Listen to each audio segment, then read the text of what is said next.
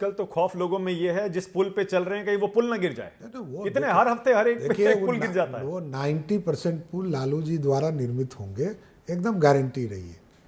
ये on record है, on the ये ऑन रिकॉर्ड है। रिकॉर्ड आप कह रहे हैं जितने पुल पिछले 6-8 महीने में गिरे हैं उसमें से 90% लालू के जमाने के। लालू प्रसाद जी प्रतीक ही है।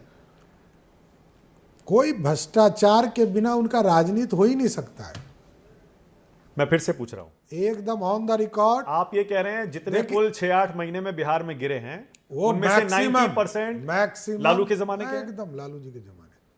ऑन रिकॉर्ड में भेज दूंगा आपको। ओके, ये बताइए, अगर आप कह रहे हैं कि केंद्र की सरकार बहुत मजबूत है, कोई दिक्कत नहीं है, लगातार तीसरी बार प्रधानमंत्री मजबूत होकर पीएम बने हैं, तो इतने सारे यू टर्न क्यों हाल में लेने पड़े? किस चीज का यू टर्न?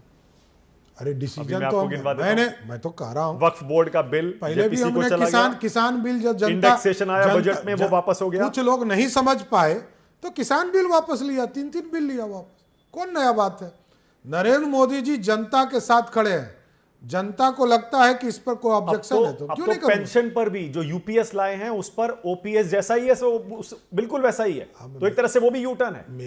मेरा ये मानना है कि हम जनता के भलाई के लिए काम करते हैं। जनता को कोई ऑब्जेक्शन है तो उस पर जरूर विचार करेंगे। जातिगत जनगणना केंद्रीय स्तर पर बीजेपी करवाएगी पूरे देश में? बिहार में तो हमने कराया है। मैं अध्यक्ष रहा हूं, मैं लीडर था, मैंने तो बिहार में कराया। बिहार की सरकार में मंत्री होकर करवाया। और देश में होगा या नहीं होगा ये प्रधानमंत्री जी तय करें, और कराएंगे भी तो नरेंद्र मोदी ही कराएंगे, इसकी भी गारंटी है।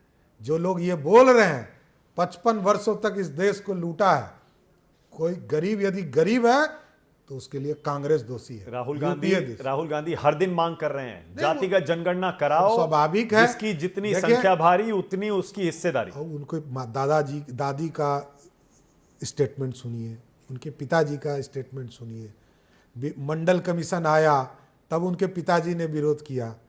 अरे नींव ही नहीं होता तो आज खड़े कहां हो? तो माफी मांग चुके हैं। क्या माफी मांगे? माफी मांग चुके नहीं तो इसके लिए पश्चाताप करना चाहिए।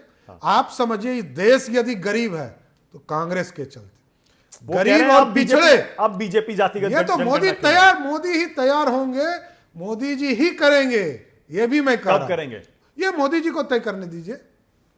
तो घोषणा जब तक नहीं होगी तब तक तो यही माना जाएगा बीजेपी स्टैंड नहीं ले रही है इस पर। मेरा तो स्पष्ट मानना है ना कि इस देश के प्राइम मिनिस्टर नरेंद्र मोदी जी, तो नरेंद्र मोदी जी को तय करने दीजिए ना। आप सिर्फ मुद्दों पे आते हैं, करते कुछ नहीं है। आपके कांग्रेस के राज हैं तेलंगाना में, कर्नाटक में, कराओ। किसने रोका? अगर आप जातिगत जनगणना कराएंगे तो हम ये मान लें कि बीजेपी धर्म की राजनीति से पीछे हट रही है, एक कदम पीछे खींच रही है। देखिए, कमंडल हार गया, मंडल जीत गया। कभी ये नहीं हो सकता है। सनातन के लिए पूरी भारतीय जनता पार्टी खड़ी है और सनातन से पीछे नहीं हट सकते। इस देश को बचाना है तो सनातन जैसे सहने वाले समाज को बचा के रखना पड़ेगा। मतलब मंडल और कमंडल दोनों हाथों में चल सकता है? एकदम, क्यों नहीं, हमने किया ही है। मंडल का भी समर्थन 1989 में सरदेय अटल बिहारी वाजपेयी जी ने किया 84 सांसद के साथ, तब मंडल कमीशन इस देश में लागू हुआ। ये कांग्रेस की कृपा से नहीं हुआ। तो अब कास्ट सेंसस क्यों नहीं?